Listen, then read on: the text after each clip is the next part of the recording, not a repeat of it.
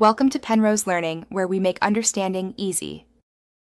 In this video, I will explain how to reset your Dodge Journey key fob. First, you'll need to replace the battery.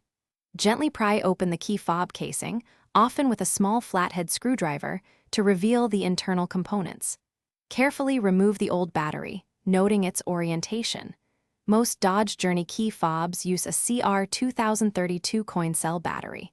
Insert the new battery, ensuring the positive side faces up. Then snap the key fob back together securely. After replacing the battery, you might need to reprogram the key fob. Get into your Dodge Journey and close all doors. Insert the key into the ignition and turn it to the on position, but do not start the engine. Within 10 seconds, press and hold the unlock button on your key fob for about 10 seconds. Release the button, then turn the ignition to off and remove the key. Test the key fob's functionality.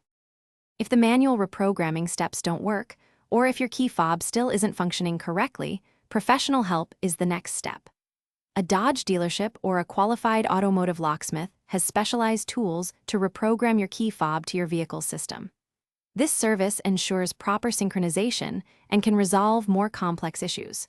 Be prepared for a service fee, which typically varies depending on your location and the specific service required.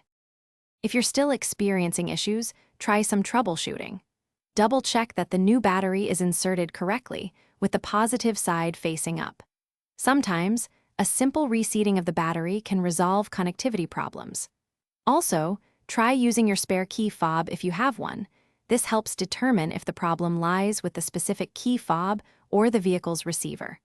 Always ensure all doors are fully closed when attempting any programming steps.